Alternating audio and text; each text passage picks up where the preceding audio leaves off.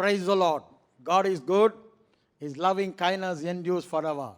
He is an unchanging God. His love never changes. There is no end to His love at all. Whatever be our condition, He loves us and He loves us. What a great privilege. We have a God whom we are serving. He is a loving God. His love never ends at all. I am very happy to come in midst of this batch of short-term course participants and share the word of God, especially on faith. I remember attending the first short-term course in 1988, where I was vehemently fighting against this particular truth of faith, which was preached by late Pastor Gomez, and the subsequent short-term courses by Brother Ravi of Panaypuram. But I was totally against this because my mind had a Pentecostal teaching, which I was taught that the faith teaching is an imported teaching from America and it is a wrong doctrine. So I was advised not to touch Kenneth Hagin books and the faith preachers' books at all. So those are the days when I joined Baraka accidentally by the grace of Almighty, by giving a lift to somebody on the road. I met that our great beloved S.A.K. Annan accidentally, and I think 86 or 87. And 88, when he started the ministry, I joined the ministry. By God's grace, my eyes were opened to the truth of faith after joining the Baraka prophetic ministry. I can go on describing the miracles I enjoyed after my eyes were open after joining this Baraka prophetic ministries in 88.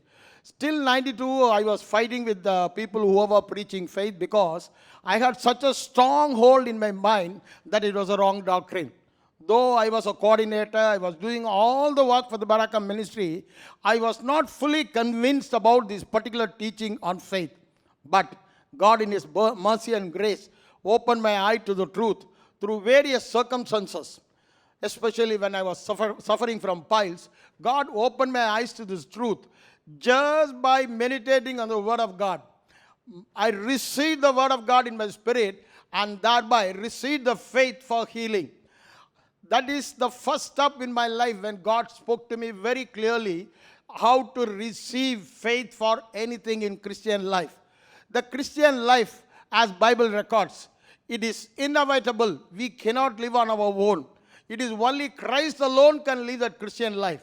For Christ to live in us, the Bible calls it the basic truth or the foundation truth of the Bible, that the just shall live by faith. Not in one place. We see in several places. See Habakkuk 2:4, Romans 1:17, again Galatians 3:11.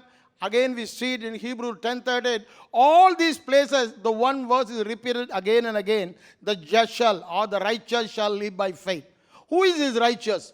Whoever is born of Christ, Bible calls them righteous. There are only two sets of people as per the Bible. One is righteous, the other is a sinner. That one belongs to God, other one belongs to the world. One belongs to the kingdom of God, the other one belongs to the kingdom of the world. So whoever is born of God is righteous according to the Bible. Because God calls us righteous, He says again in every word, the righteous shall live by faith.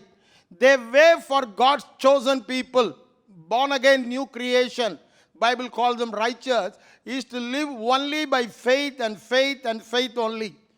Without faith, we can do nothing in Christian life. As I said earlier, Christian life is not that we living for Christ. It is Christ who came in us. He is living in us. As Colossians 1:21-7 says, Christ in us is the hope of our glory. We are put in Christ, as 1 Corinthians 1:30 and 31 says, and when we are born again, we are put in Christ. So now our dwelling place is in Christ. So it is everything is Christ in our life, and it's a Christ-centered life. To live a Christ-centered life is a victorious life, whereby we can manifest the very image of God. God's purpose from the beginning. When we see from Genesis 1:26, God made man in His own image. Why? To represent Him in the earth as the King and God of the earth. But Adam lost it, but Jesus came and regained everything. That's what He was telling in John 14:3 when we read it. I'm going to prepare a place for you. After preparing a place, I'll come back. and you will be with me forever, and I'll be with you forever. That's what he was telling. So he went to the cross, shed his blood, cleansed us of all our sin. All our sins were removed. Thereby, he made us righteous forever and ever. By one sacrifice, he has redeemed us and made us eternally righteous. We can never lose our salvation or righteousness by any of our doing or not doing. Because the righteousness is the righteousness of Christ. We have received the righteousness of Christ. Because we have received the righteousness of Christ and the forgiveness of God, eternally, all our lifetime sins are forgiven. He was able to come inside us and we were able to go inside him. Now we are in Christ and Christ is in us. What a great privilege. This is all because all of our sins are forgiven. That is why the devil is always against this doctrine of righteousness by grace, righteousness by faith. So even many preachers are against it. Nowadays we see so many preachers telling it is a wrong doctrine, as they were telling in 1980s that faith teaching is a wrong doctrine. Now the people who have been telling faith teaching is a wrong doctrine has accepted faith teaching. Now they are criticizing the grace teaching which calls the born again believers as righteous. Bible tells very clearly in Acts of the Apostles, in chapter 10:15, God tells Peter, don't call unclean which God has cleansed. When God has made righteous, nobody has the right to call them a sinner. It is God who has made them righteous. It is God who declares them righteous. So God declares us righteous. God made us righteous. How he made us righteous? 2 Corinthians 5:21 very clearly says, God made him sin for us who knew no sin in order to make us righteous. We were made righteous because Jesus was made sin for us. Jesus never committed a sin at all. The only man who lived on the earth who never committed a sin at all, a sinless personality, a spotless personality, was Jesus alone. But he became a sin for us. Sin which was adversary to him. He took it willingly because he loved us. Because he loved us, he took all our sin on him. He not only took our sin, but he took the punishment also. He took the punishment, the penalty of sin, which we call it death. Death includes sickness also. Today my topic, faith for living a sickness-free life or faith for receiving healing. This is what I'm going to share with you today. See, Christian life, as per the Bible, it's God's perfect and good will is that every one of the born-again righteous new creation should live without sickness. They should be overcomers of sickness. The Bible calls it, we are more than conquerors, all because he loved us.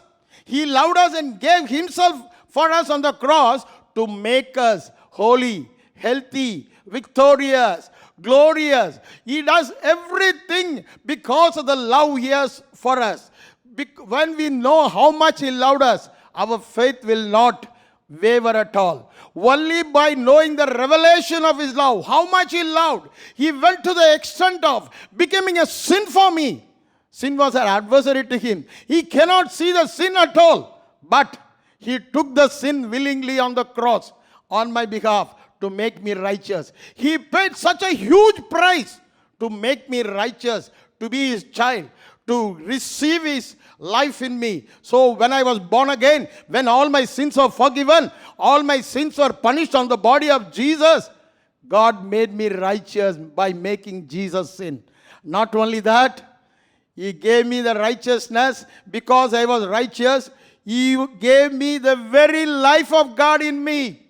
The life of God cannot come in me without sin because all my sins were removed. The life of God came in me. That's what we call it, eternal life. The original Greek word is Zoe life. So we receive the very life of God. It is an ordinary life, not an ordinary human life. On our new birth, we receive the eternal life of God. Whoever believes in Jesus receive the eternal life by faith only. There is no other thing at all. Eternal life is a free gift. Eternal life is a person. Jesus is the person we received in our heart when we were born again. That is what the Bible calls, whoever receives eternal life can live like Jesus. The God's very purpose of making us new creation with eternal life, the very life of God, is to conform to the image of Christ. We read it in Romans 8:29, where the Bible very clearly says, God foreknew us, God predestined us to conform to the image of Christ, so that He'll be the firstborn among many brethren. So according to this verse, when we received the Zoe life, we became the younger brother of Christ, younger brother of Jesus. Oh, when we received the Zoe life, we have received the conformity, the very image, the real image of Christ in our spirit. That's why Bible calls, if anyone is in Christ, he is a new creation. All old things are passed away. Everything has become new. Now we are no more old creation with old life in Adam, which was a sinful nature. Now we received a new nature called righteousness, which is the nature of God. Now we have received the nature of God. The Zoe life means we receive the nature of God. We have received the ability of God. We receive the potential of God. What for God has given this potential? To live like Christ in this world. Most of the time we mistook the eternal life as something, as a ticket to go to heaven. It may be true in a one way, but the ultimate purpose of God giving us eternal life, to manifest Christ's image in us. The very purpose which Adam was created, the same thing was restored when Jesus went to the cross, and He prepared it, and by paying His own life as a ransom. Brother, think it over. What a great privilege we have now. We have the potential of God in us. Just think of it.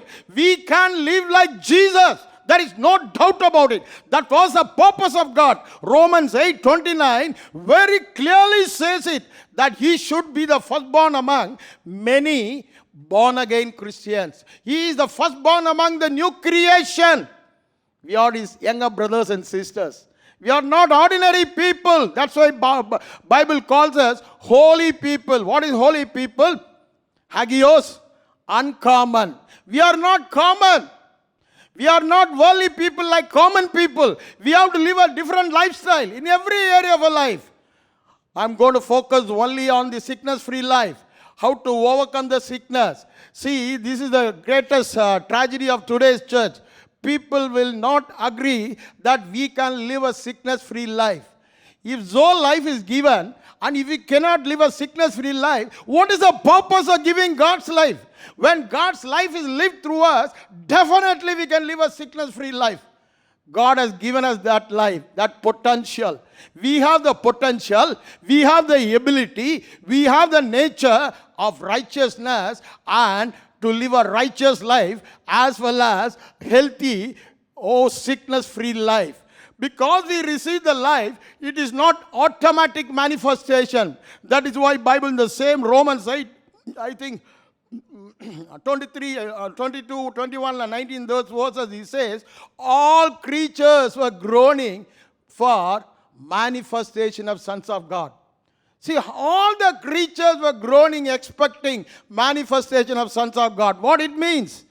We, the born-again Christians, who receive the Zoe life, Bible calls us son of God, daughters of God. So, we have to manifest ourselves as son of God and daughters of God. We are not ordinary people. Because we receive the Zoe life, we are son of God. We are in the family of God. We have the DNA of God. We have the blood of God. We have everything that belongs to Jesus. Everything that belongs to Jesus came to us when we received that Zoe life in us. 1 Corinthians chapter 1, the last verse, I think 22 or 23, it says, Christ belongs to God, and whatever belongs to Christ belongs to us because we belong to Christ. So whatever is true of Christ is true of us. Whatever belongs to Christ belongs to us. Father God says, whatever belongs to Christ belongs to us. That's why 1 John 4:17 very clearly says, as He is, so are we in this world. Where? In this world. Where? In our spirit.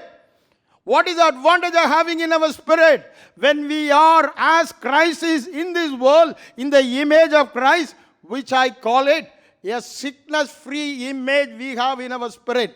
Sickness cannot touch our spirit. We are already as Christ is. As Christ is healthy, so I am healthy.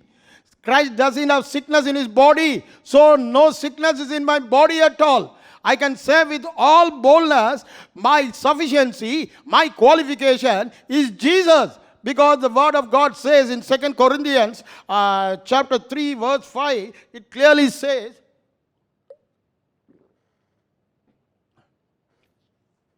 it very clearly says, our sufficiency is from God. It is not that we can live a sickness-free life on our own, but our sufficiency is from God. Because He has come inside us. We are not alone. We are in Christ and Christ is in us. So we can live a sickness-free life because of this truth that Christ has come inside us. His life is inside us. His life is a sickness-free life which I can live. But the problem, most of the Christians, I can say including me, we were here and there falling in sickness, here and then falling in sin, and then we get a miracle, come out of that cycle, and we declare, God has healed me. I can go on telling you a lot of my testimony, how God healed me in piles, how God healed my son from irreparable damage to the heart, how God healed my wife from cancer, how God healed me from spondylosis and knee joint pain, and so many things in my office life, and so many things in my family life, just by knowing one truth, faith. Same truth can be applied here also.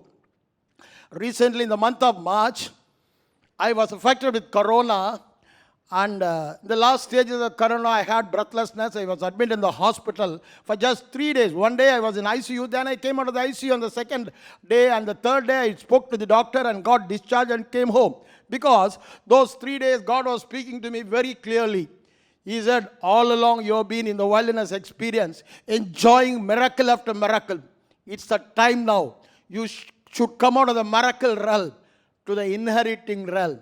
That is, you've been going through sickness and overcoming sickness through faith in the Word of God. Now it is a time. You have to start living without sickness-free life. I think it's on April 1st I declared, when in my morning devotion to the Lord, Lord, I commit myself. I surrender myself to your word. I'm going to enter Canaan of sickness-free life. No more. My sickness days are over. That is why, with all boldness, in this short-term course, I'm not talking about how to receive your healing, how to receive the faith for healing. But on the contrary, I'm telling you how to receive faith for sickness-free life.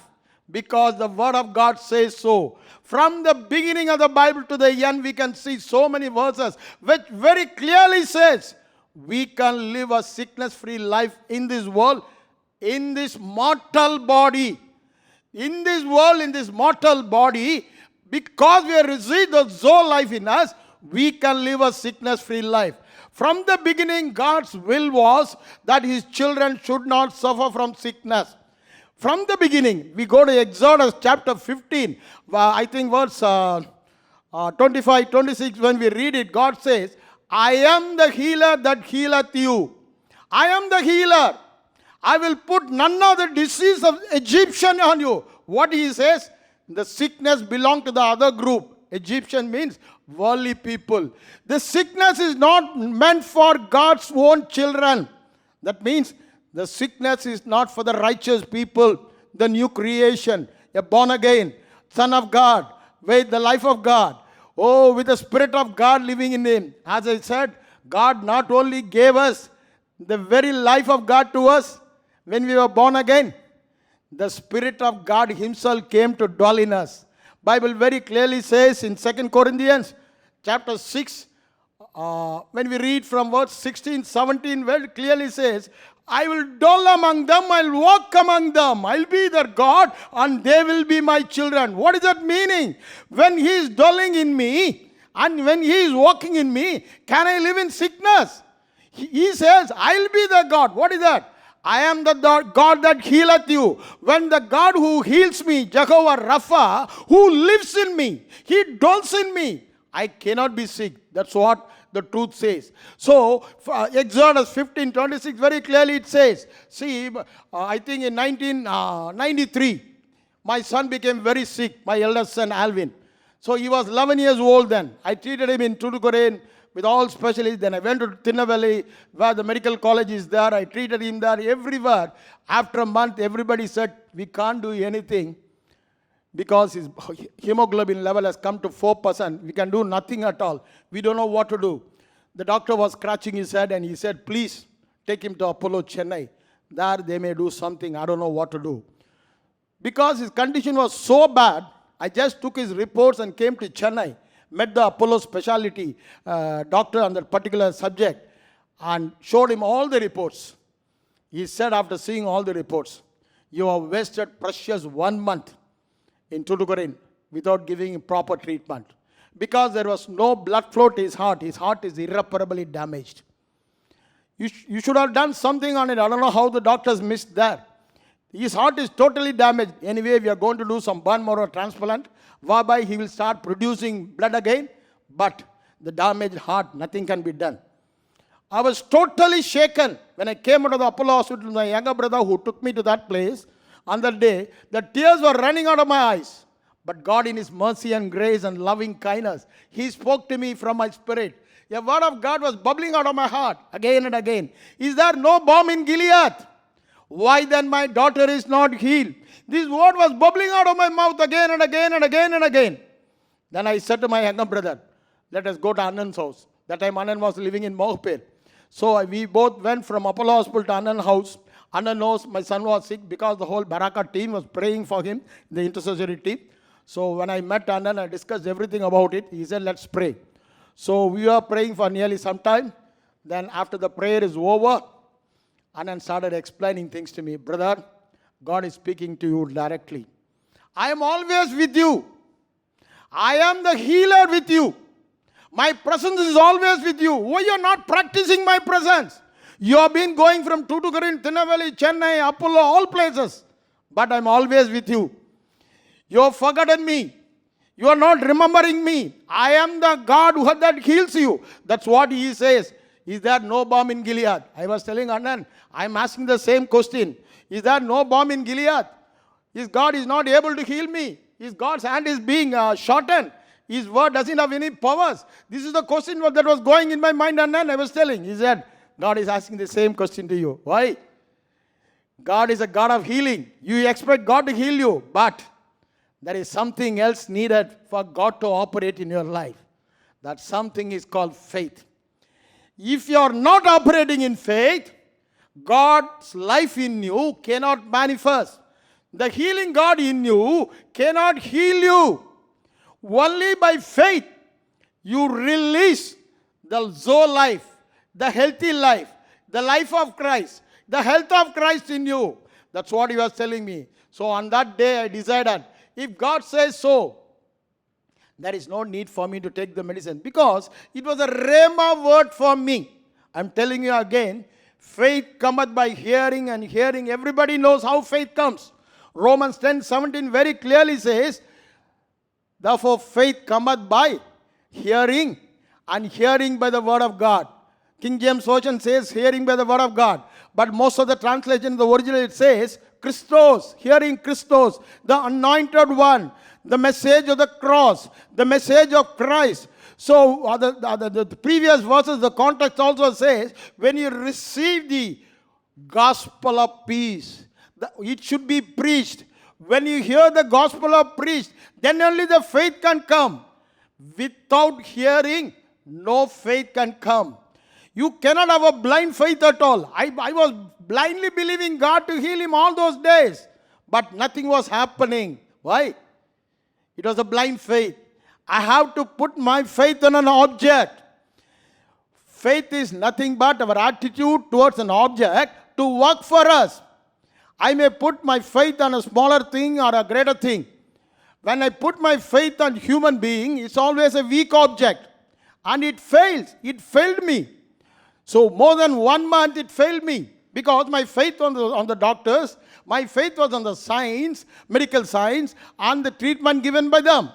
But on that day, God opened my eyes to see how to practice faith, how to receive faith to overcome sickness. So that day, Anand gave me some details how to overcome it. So with those details I collected, I went back to Tuticorin, started practicing it. What for? To manifest healing in my son's body. To receive the faith for healing. Healing God is already inside me. According to the word of God, He has healed him 2,000 years back. He went to the cross. So there cannot be sickness in his body. But my physical senses report says, my five senses report says, I am sick. My son is sick. I've been carried away by my son's report. Bible says that just shall live by faith and faith alone. Bible also says we not walk by sight. We walk by faith. We walk by faith means we walk by seeing the invisible realm. What is faith? Faith is the substance of things hoped for. What is that? The foundation, basis of things. We are confidently expecting. What is hope? Confident expectation of good things. So, faith is a substance. Faith is a foundation. What we were expecting on that day, my son to get a new heart without any symptoms or any damage in his heart. So, to receive that faith, substance called faith, and to see the invisible realm where he is already healed.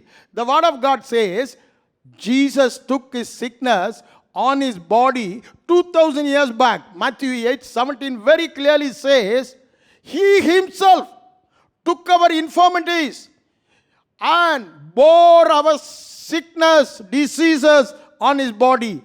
It's the truth, brother. He himself, as he has taken away our sin, which we believe with all our heart at salvation, the Bible also tells us, he himself took our infirmities and bore our sickness on his body.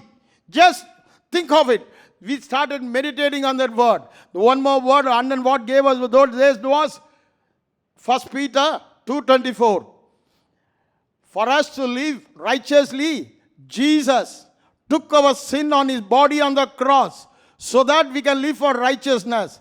In other way I put it, in order for us to live healthy, without sickness, Jesus took our sickness on his body on the cross so that we can live a sickness-free life. We can overcome the sickness-free life. And that particular word ends with, by his stripes, we were healed. We were healed. Already we are healed by the wounds, by the punishment he suffered for our sin. Not only he took the punishment of the wages of sin is death. Sickness is a slow death, incipient death. So he took the punishment of sickness on his body. The stripes were the testimony and the witness that all my sickness were removed. Jesus took it on his body. It is no more on my son. These are the two scriptures, and one more from Isaiah 53:4 and 5, were the same thing Isaiah was prophesying, which in Matthew 8:16, the author of Matthew was quoting. Oh, as it is written in Isaiah, he was quoting. He himself, Jesus himself, when he went to the cross, he took our infirmities willingly. It is no more in our body or in my son's body. He bore our sickness and diseases on his body. When he has taken it and borne in his body, the sickness doesn't have the right to be in our body. But because we live in a fallen world, the devil fellow knows he has already been defeated. Sickness has been conquered. Death has been conquered. Sin has been conquered. We are not ordinary people. He is coming with a bag of lies only to deceive us. Why he is coming with a bag of lies? He knows the truth. He wants to cheat us. He wants to deceive us. Through our five sons report, The devil's one-point agenda is to focus on our externals, not our internal inward spirit where Christ is. But Bible says we have to seek those things that are in the heavenly realms where Christ is. Where Christ is now, He is inside me in my spirit. I should focus what I am, who I am, what has been given to me by the one sacrifice or the one atonement of Jesus on the cross. The Bible very clearly says, Hebrews 10:14, by one sacrifice, He made us perfect forever. Eternally He has made us perfect. What is that? There is no spot in us, no sickness in us, no disease in us, no pain in us, no work of Satan in us. Why? Jesus came to fulfill the will of God. We read it in John 6:38. He came from heaven to do the will of God. What He has done? He said in John 10:10, I came to give them life, more abundant life. Again in 1 John 3:8 we read it. He came to destroy the works of the enemy. What is the works of the enemy? One of the works of the enemy is sickness. He is an oppressor. According to the Bible, He is an oppressor. We read in Acts 10:38. Jesus was anointed by the Holy Spirit and power. He went about doing good, healing all those who are oppressed by devil, by sickness. So, healing as taught in certain churches, because I belong to such a traditional church those days, they used to teach sickness is a blessing in disguise. Brother, just open our eyes and see the Bible. When you read Deuteronomy 28, very clearly it spells out in the curses list, every sickness is mentioned. Sickness is not a blessing. Because they are ignorant, because the Christian circle, they are believing the traditional truth, God is chastening through sickness. It is a blessing in disguise. God is teaching a lesson. All these, they say sickness is good. No, brother. No, the Bible very clearly says sickness is a curse. According to Galatians 3:13, Christ has redeemed us from the curse of the law so that we will enjoy the blessing of sickness-free life.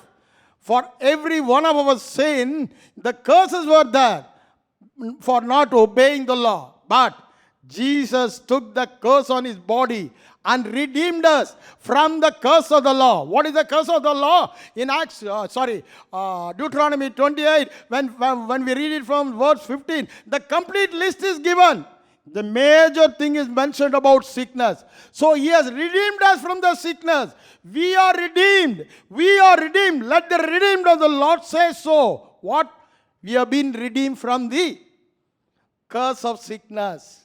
No more we are in the territory of sickness. We have been translated from the kingdom of Satan to the kingdom of dear beloved Son Jesus Christ. We are no more in the kingdom of death. We are in the kingdom of life, the life of God. We are translated from the kingdom of sin and death to the kingdom of righteousness and life. That is healing. So we should always remember sickness can never be a blessing. If we are going on receiving wrong messages, wrong news, we'll have a wrong faith and we cannot live a sickness-free life. As I said earlier, faith comes by hearing and hearing and hearing. Good news only, gospel. Gospel is the power of God unto salvation. Romans 1:16. Again, when we read it in 1 Corinthians chapter 1:18 says, the message of the cross is power of God unto salvation for those who are perishing, for those who are living in sickness. It may look foolishness. But for those who want to live a sickness-free life, gospel is the power of God. What is the gospel? Gospel is nothing but grace. What is grace? Gospel. What Jesus done it on the cross. Jesus finished work on the cross. Don't forget it, brother. It is Jesus finished work on the cross. What He has done it? He has taken away my sin to make me righteous. He has taken away my sin to make me healthy. He has taken away my poverty and He has made me rich. He has taken away my weakness and made me strong. I can go on telling. There was a supernatural exchange took place on the cross. When I believed Jesus as my Savior, believing the gospel, the supernatural exchange took place in my life. Now I am the righteousness and I have the health of God. So when I receive this gospel,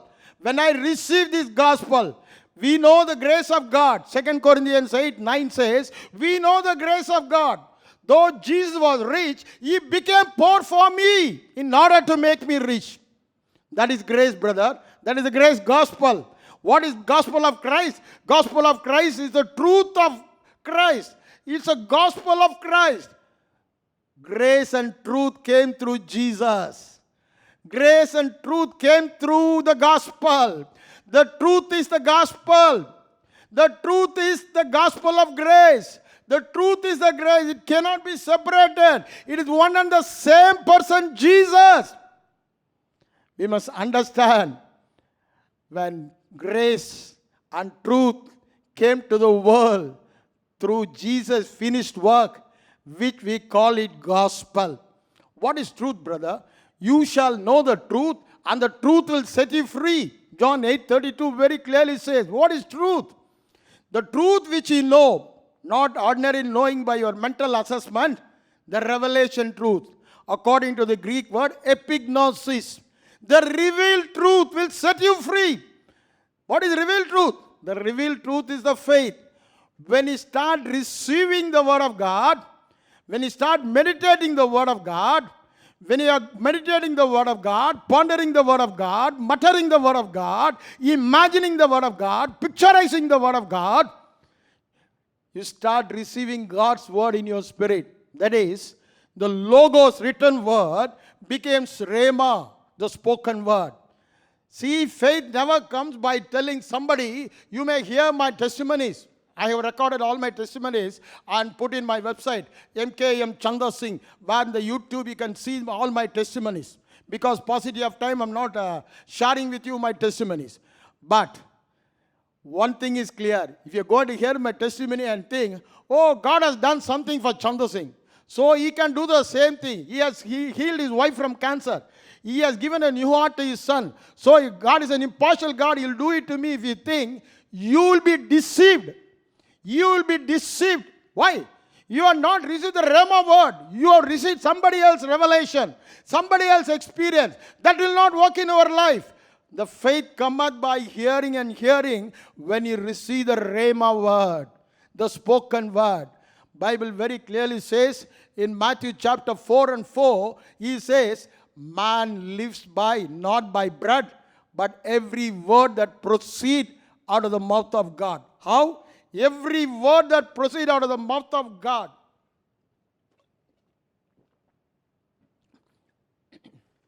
As long as the word of God is in the Bible, as long as the word of God, it is in your mind, it may not be useful.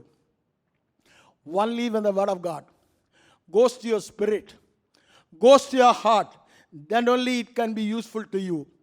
The Bible says the gospel of Christ is the power of God.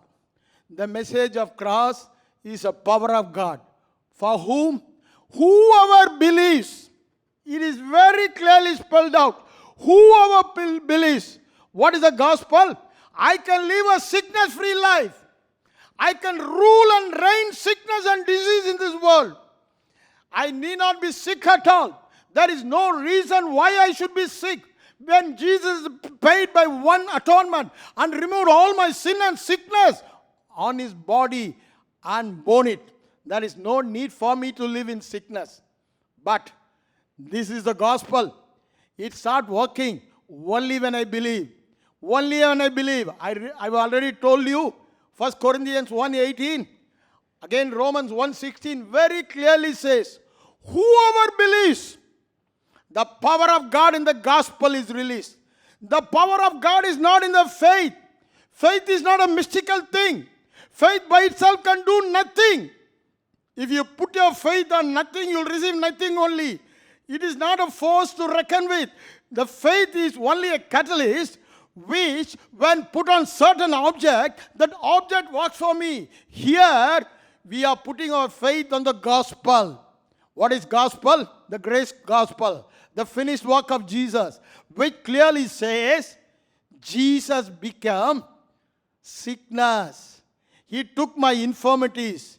He bore my sickness on his body so that I'll be healthy. He redeemed me from the curse of the law. He became sick in order to make me healthy. This is what the gospel says. When I put my faith on the strong object called gospel, the gospel works every time. Paul was recording in all the epistles throughout the Acts. Wherever he went, he preached only the gospel. Nothing else. Because he knows the power of the gospel. There is power in the word of God. There is life in the word of God. There is life and power in the word of God according to Hebrews 4:12. It very clearly says. Even Jesus says in John 6:63, he clearly says, the word I am speaking to are life and they are spirit. The word of God is not ordinary logos word. It has a life in it. When that life will be released, when that life will manifest in my life, the gospel has a life in it. When that life will be manifested in my life, only when I believe. Whoever believes, irrespective of anybody, irrespective of any condition, sin is not a barrier at all. Sin is not a barrier at all because it's a free grace. Grace gospel. Grace means charisma. Charisma means free.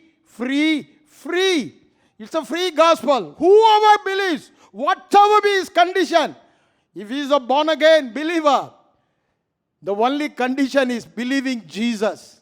The only condition the whole Bible focuses believing Jesus alone. Believing Jesus is the work of God. The only work that accepted in the heaven is believing Jesus. Believing Jesus is believing gospel. Throughout the acts of the gospel we can see they were preaching Jesus Christ. In other words, they will say they were preaching gospel. Paul was preaching in Lystra in Acts 14. When we read from 8, he was preaching the gospel of Jesus. Whereas Philip in chapter 8, he was preaching Jesus Christ. It's one and the same. What he has done it on the cross, he was preaching.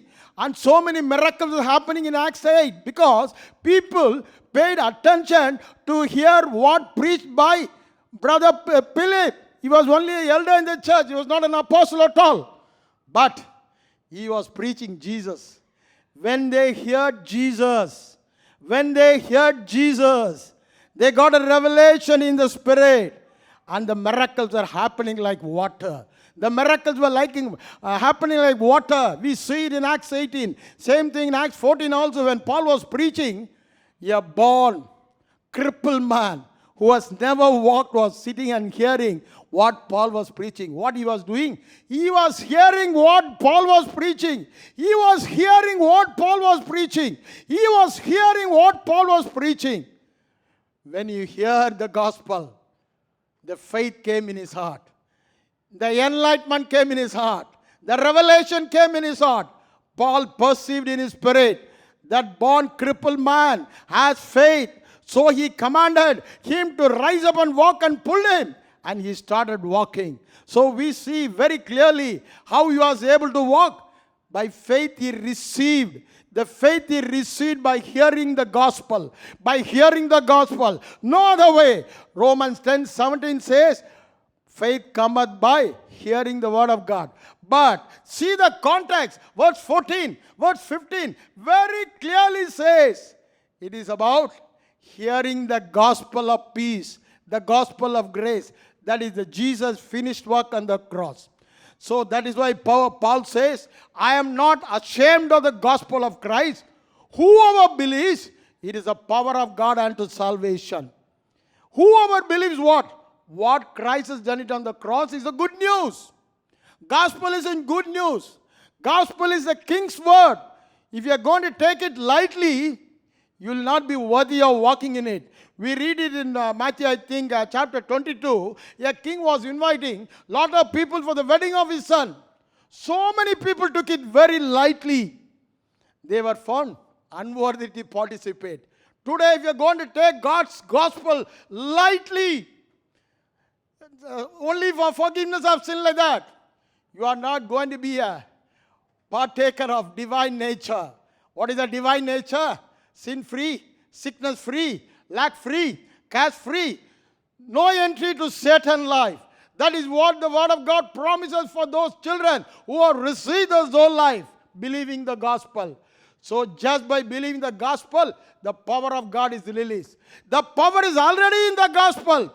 The power is already in the Word of Christ. The power is already in God who is living in us. The power is already available with us. But it will manifest only when you believe. Only when you believe. That's why Jesus said to Jairus, when his daughter is almost dead, the news came. She's dead. Don't trouble the master. In Luke, I think chapter 8, 40 to 50, when we read it, there he clearly says, only believe. He says only one condition, only believe. Your daughter will live. Only believe. Your daughter will live. The sickness, the death cannot dominate. When you believe, do not fear. He said another word also, do not fear. Fear is devil's way of entering your body. When you fear, sickness can come. Devil can enter only when through fear. On the contrary, God can release his power when you believe him. When you believe him, God's power is released. When you fear, devil's power is released in you. So don't be afraid of any symptoms of sickness, even if it comes in your body. If you are afraid, the devil will take an upper hand. Just believe. Don't be carried away by your 5 cents report. Just believe. I am already healed by the stripes of Jesus. Whose report I am going to believe? I am going to believe the gospel only. Because it's the Almighty God telling. The Bible is the Word of God. Written by holy man, inspired by the Holy Spirit. In 2 Timothy 3:16 he says, it's the breath of God. God breathed into Adam, he became a living being. Same thing about the Word of God. It's the breath of God. The life of God is in the Word of God. So when we believe the Word of God, the life of God is released. There is no other way, brother. Faith, as I told you, is your attitude towards a certain object which you expect to work for you. That is what we call it, substance of things. We are confidently expecting our foundation, our basis of things which we are expecting, and evidence of things not seen. So again I am coming to the faith definition. I told you how we receive our faith. I told you in my life, we received faith only by meditating the Word of God. Meditating the Word of God. As Joshua 1:8 says, we have to meditate day and night. We must see to it God's Word does not depart from our mouth. The gospel of Christ should not depart from our mouth. It should not depart from our eyes. God taught us how to meditate from Proverbs chapter 4, verse 20 to 22, where he clearly says, the whole chapter of Proverbs 4, he says, my son, he says in the previous verses before 20, embrace my word, hold on to my word, do not leave it, hold it, embrace it. That is life to all your body, that was telling. But when he comes to verse 20, he clearly says, my son, attend to my words. Attend to my word. What is attend to my words? Focus on my words. Nothing else. Don't focus on your external body symptoms. Don't focus on your external condition, what you are doing, what you have. Because devil wants you to focus on your action. But God says, focus your attention on my word. Focus your attention on my grace gospel, which says, I have already taken away your sin, sickness and curse on the body, on behalf of you. I as a substitute for you, I have taken it. Now it has no right to be in your body. So focus on the gospel. Focus on what God is telling. Where even when symptoms are appearing in the body, we should not accept it at all. We have to reject it. Be violent. Be violent when the symptoms comes in the body. You tell, you lying symptoms, you lying vanity, I will not look to you. I am going to look only what God says. Because we look to things which are not seen. We are not looking to things which are seen. It will vanish immediately for a light moment. 2 Corinthians 4:18 we read it very clearly says, when we focus on the things seen, it will be in our body. But when we are going to focus on things not seen, what is the things not seen? What the gospel says, what the word of God says. The word of God says, I am healed by his stripes. The word of God says, Jesus himself bore my sickness. The word of God says, I'll put none of the diseases of the world to you. I am your healer. Again, the word of God says in Exodus 23, 25 and 26, when we read it, he says, because you are serving me, I will bless your food and water and remove sickness from you and put none of the sickness of the Egyptian on you. Again, when we read it in Deuteronomy 7:14, clearly it says, among all the people in the world, I have chosen you as my own special people, and you are blessed among everyone in the world. What are we? We are blessed among everyone. We are blessed more than anybody else in the world. And he is explaining what is that blessing. What is that blessing when we read it? Deuteronomy 7:15, when we come to Deuteronomy 7:15, very clearly says, I will remove sickness from you. There will be no barrenness in your family. I will put none of the sickness on you. I will remove sickness from you. No barrenness. Hallelujah. This is what the Bible says. What are we going to see? We are going to see what God says, what the gospel says. There are so many verses. When we go to Romans 8:9, very clearly says, our body is dead because of sin. What is it meaning? In otherwise today's context I can say, our body is sick because of sin. But the very next word, after 10 comes 11. The 11 he says, if the spirit of resurrection of Christ, the spirit of resurrection Christ, which has already overcome sin, sickness and death, dwells in you, which is dwelling in me.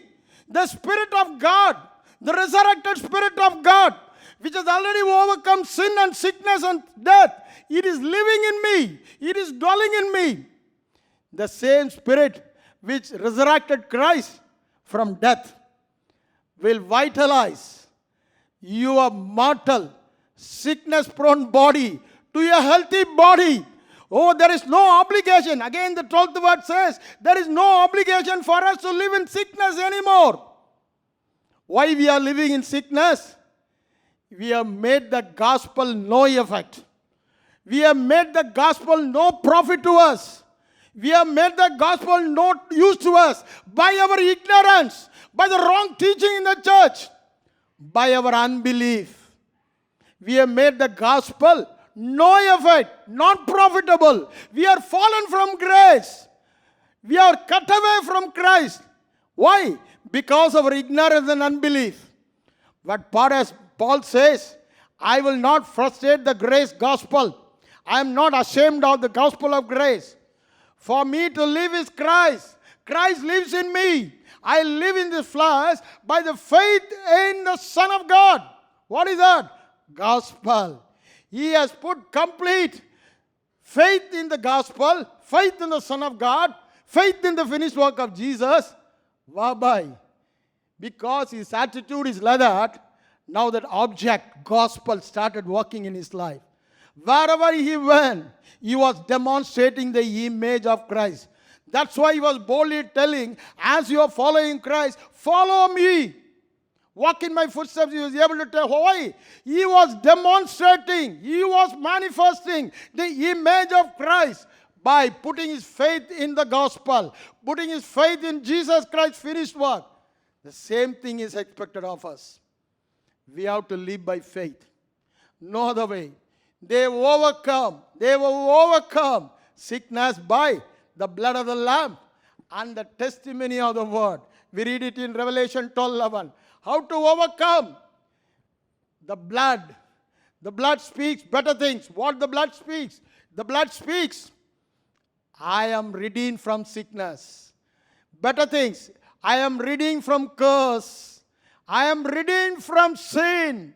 I am redeemed from every works of the devil, works of the darkness. That is what the blood speaks. Now we are no more in the old place. Now we have come to a place where the blood is speaking on behalf of us. We have a high priest who is speaking on behalf of us. So we have to be very careful about our confession. If we don't hold on to your confession till the end, according to the gospel, the high priest cannot work. If you are not filling your heart with the word of God, the Holy Spirit cannot work. The Holy Spirit is the Spirit of God which leads us into truth. If there is no truth in our spirit, no word in our spirit, He can do nothing at all. That is why we make Him of no use. We make Him of no profit, no effect on our life. Why? We have not meditated the word of God. I'm talking about sickness-free life and healing. So we have to meditate on the scriptures, which very clearly says, we are no more in the zone of darkness. We have come to the zone of light. Marvelous light, to proclaim the praises of the God who has called us into the marvelous light. To manifest. Oh, we have to manifest the kingdom of light. What is the kingdom of light? No sickness life we have to manifest. 1 Peter 2:9, Peter very clearly says about it. We have to manifest the praises of God in our life. What is that? The sickness-free life in us. Because we are holy. We are holy. We are uncommon people. The world people get sickness. Bible very clearly says sickness is of Egyptian. I've read it in Exodus 15. Again Exodus 23, Deuteronomy 7:14 very clearly says the same thing. When you come to Psalm 91, there also he says, it is the sickness is for the evil one, for the sinners. You will see it with your eye, but it will never come near you. Why? The words 8 and 10, in 91, 8 and 10 very clearly says, you have made the Most High God as your refuge. No evil will befall on you. No plague will come near you. Because He knows my name. I will deliver Him and put Him in a high place. That's what God says. Daniel 11:31 He says, those who knew their God, those who have the revelation of God, those who have the revelation of the word of God, those who have the revelation knowledge of the gospel, they'll be strong. And they will do great exploits for the Lord. They will not be living in an ordinary life. Same thing we read it in 1 John 2:14, where the Apostle John clearly says, young man, you are very strong. You are already overcome the world. You already overcome the sickness, sin. Why? The word of God is abiding in you. Only when the word of God is abiding in you, the Holy Spirit can work. The Holy Spirit can enlighten. The Holy Spirit can give you revelation. You can receive faith. If there is no word in the heart, the Holy Spirit cannot work. There is no word in your mouth. Even angels cannot work. There is no confession of faith. Even a high priest cannot work. See the importance of the word of God. That is why Jesus said in Luke chapter 9, the last two, 39 and 40, He says, one thing is needed in Christian life. Only one thing is needed in Christian life. That is hearing the word of God. Hearing the word of God.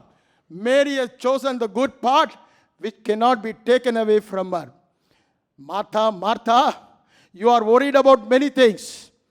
But God says to you today, only one thing is needed. You have to focus on the word.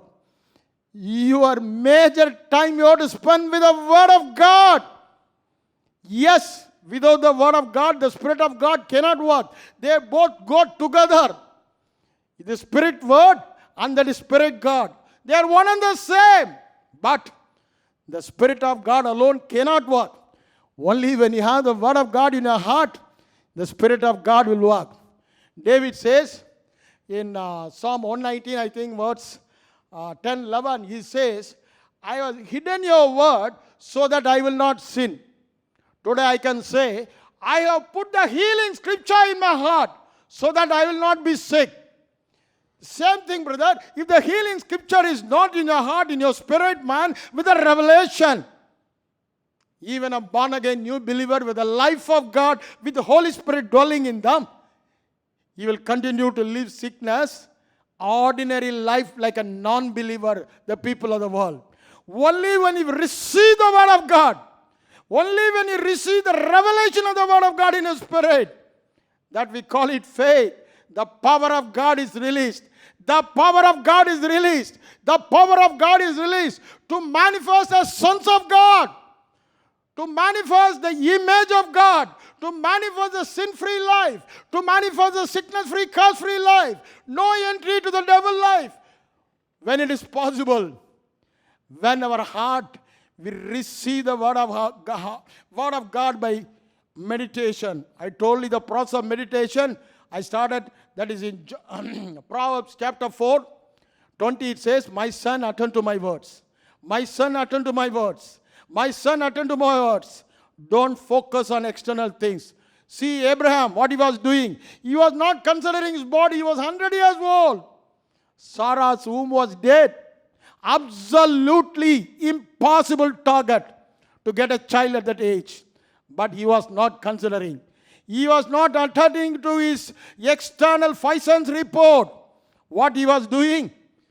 The same chapter 4:19 says he is not considering, but he was considering the one who was promised. 21 he says, he was not weak in faith. He was giving praises to God. Why? He had a revelation. The God who him believes, he calls things which are not existing. By calling, he makes them exist. Because he sees the spirit realm, it is manifest in the physical realm. He is a God who can give life to dead. So he says, whom I believed I know. He believed. He believed. He was fully persuaded. God is able to do. That's what the verse Romans 4:21 says. He was fully persuaded. God was able to do what he has promised. Brother, are we fully persuaded? Are we fully convinced that we can live a sickness-free life in this world? We can say, no entry for the devil, no entry for Satan in my territory, no evil befall on me, no plague will come near my house. When it is possible only when our heart is filled with the Word of God. Only when we meditate, when we attend to the Word, we focus on the Word, we change our channel from the worldly things to the God's Word, Gospel of God, to Christ who is dealing in us, in our spirit. Our eye totally focused on it. He says, my son, attend to my word. My son, incline thine ear to my words. Incline thy ears. What is that? Your inner ear. Start hearing in your inner spirit. Inner spirit, start hearing. Only by hearing the faith comes. Only by hearing the revelation comes. Only by hearing the word, the enlightenment comes. No word, no faith. You cannot have faith if you don't hear the word of God. Bible very clearly says, no faith without the word of God. Only when you hear the word of God, you will have faith. No hearing of word, no faith at all. That's the only way, no other way. That's why I said, in the kingdom, everything operates by law. The first law of faith is hearing faith. Galatians 3, 1-3 and 5, it very clearly says, Paul says, hearing of faith. Hearing of faith. Why he calls faith as hearing faith? Because it comes only by hearing. You can read the Bible. You can know the Bible in your mind, but faith will not operate. Only when you hear God in your spirit. The spirit in the word, speak to your spirit. Man lives by every word proceeding out of the mouth of God. The Logos word will not help you. The Rhema word, the spoken word. When it comes, when you hear. Nowadays we see people going on confessing. That's why people of the world call them, they are confession grabbing people.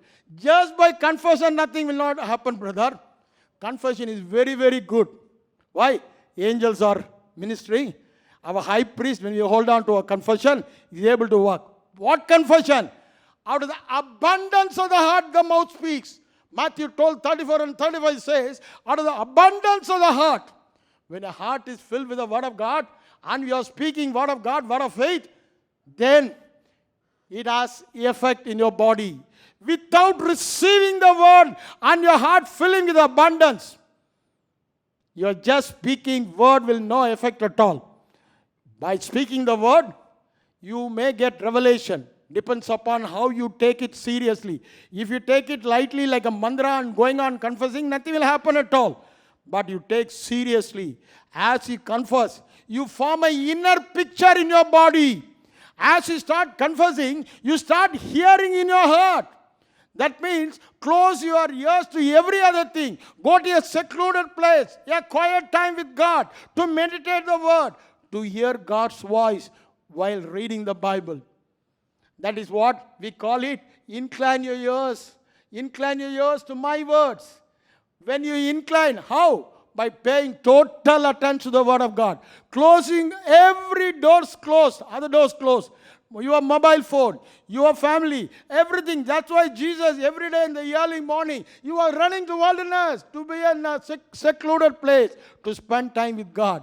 He knows the art of spending time with God, the quiet time. Every day he was recharged. Every day he had a new revelation. So he was able to operate in the new revelation which God gave him. Same thing for us, brother.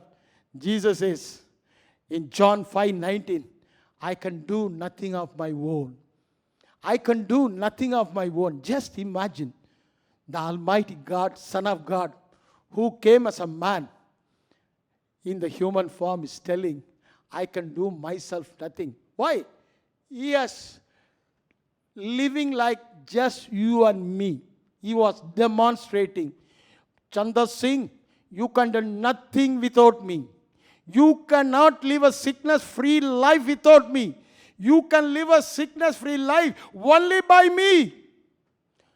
Even in John 15:4 and 5, he very clearly says, you can do nothing without me. And in the 15:7,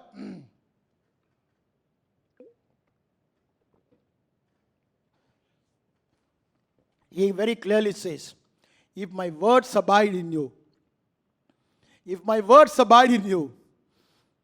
whatsoever ask will be given. So the secret is the word of God, the gospel of God, the living word of God should abide in us, dwell in us. Then only the Spirit of God, Christ, can work us. Then only we, like Paul, we can say in Philippians chapter 4:13, he says, I can do all things. From you can do nothing, now we have come to a position, I can do all things through Christ. What is that? Who strengthens me, who lives in me. How? When I put faith on him. Without putting faith on him, he cannot live.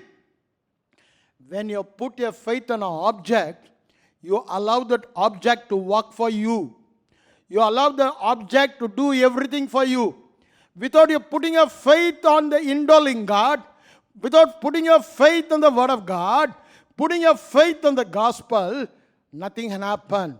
Only when you put your faith on the indwelling Holy Spirit, the Holy Spirit will start operating. Come on, activate the Holy Spirit in your life to operate for you by putting your faith. How? The faith cometh by hearing and hearing and hearing. Incline your ears to my word. Then he says, let it not depart from your eyes. The very important thing in meditation, focusing our attention totally the word, inclining our ears to hear the word. Then he says, by hearing and hearing and hearing, you form an internal picture. You have to form an internal picture. You see the invisible internally before it manifests.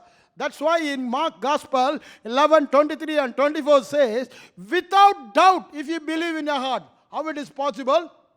When you have an internal picture of seeing the invisible thing, what the gospel says, what the word says. So you have to imagine, you have to picturize yourself till such time that will not depart from your eyes. James 1:24 and 25 says, let us look into the mirror of the word of God continuously, so that we will not forget, will not be forgetful hearer, we will be the doer of the word. Why? We have to continually see it. Again, 2 Corinthians 3:18 also says, we all beholding the image, the glory of God. Where? In the word of God. And we are transformed into the same image by the Spirit of God. Who is transforming us? The Spirit of God is transforming us into an image of sickness-free life like Jesus. Jesus never suffered sickness. But I have a job to do. What is a job? I have to behold my image in the Word of God. I have to behold my glory in the Word of God. The Word of God says, as He is, so I am. He has conformed me to the image of His only begotten Son. As He is, so I am. So I have to see it, I have to see it, I have to behold it. And the Holy Spirit is transforming me. Who is transforming? What is transformation? The inner image is manifested outside. When the inner image is manifested outside, the sickness-free life is being manifested. My inner image, sickness-free, God's life. The God's life is manifested. I am manifesting as sons of God, for which the whole creation is mourning, groaning, and the whole heaven is expecting. God is waiting for you to manifest as sons of God, to manifest His image, that you can live sickness-free life in this world. How is it possible, brother? It is possible only by the power of God in salvation, power of God in the gospel, power of God in the gospel. The power of God is released when you believe. Whosoever believes, the power of God is released. Then in Proverbs 4:21 it says, let it not depart from your eyes. Keep them in the midst of your heart. Keep them in the midst of your heart. When the word of God is in the midst of your heart, you have a revelation. What is finding the word of God? You get a revelation of the word. You are as Jesus is. You find a revelation, your image, as you see outwardly, not that image, you see the inner image. That picture is formed. That we call it faith. That faith alone gives you power to overcome sickness. That faith alone gives you power to overcome sin. That faith alone gives power to overcome every work of the devil. Brother, never remember, everything in Christian life is already been done. The only job left for us is faith, for which the only thing needed is Word of God. Word of God. Word of God. Come on, brother. Let us take it very seriously, what God is telling in the gospel. It is not ordinary news. It's a good news from the King of Kings. Don't take it lightly, lest you'll be thrown out. Many are chosen. Many were called. Only few were chosen to exhibit the image of God. Let us be in the group who were chosen to exhibit the image of God, to live a sickness-free life. This is the only area which I am concentrating. But the image of God in every area, a sin-free life, a curse-free life, a lack-free life, a confusion-free life, a defeat from life. Whatsoever you do, prospering. That is the image of God that we are going to live by, believing the gospel. I am not ashamed of the gospel of Christ, which is power of God unto salvation. Power of God and to live a sickness-free, sin-free, debt-free, sickness-free and Satan-free life. Let us bow down our head and pray. Lord Almighty God, we thank you for this wonderful morning to share the word of God. Lord, you are opening our eyes to the marvelous truth in the word of God, in the gospel, which is the power of God, and that power is released when we put our faith on it.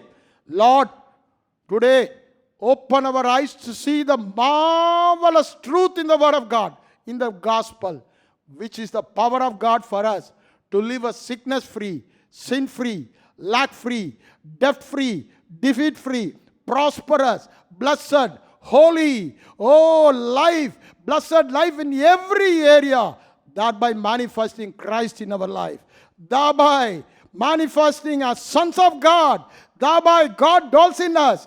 It is, as Paul says, the Thessalonians, they received the word not as man's word, they received the word as God's word. That is why it is working effectively on them. And Paul also was saying, he was not preaching mere word. He was preaching with power, with Holy Spirit, with much assurance. So they received it in spite of their handicaps and contrary situation with much joy. Because they received it with much joy as God's own word, it's effectively working on them. Today, Lord, whoever received this message, let them receive it at God's word, directly speaking to them. Let the anointed word go into the heart. Let it speak to them, Lord. Let their eyes be open so that many sons of God will rise from this, participants of the short-term course, to manifest sons of God and the image of God, which is your primary, original object of creating man. We give you all the glory and honor. We thank you, Jesus. In Jesus' name I pray, amen and amen and amen.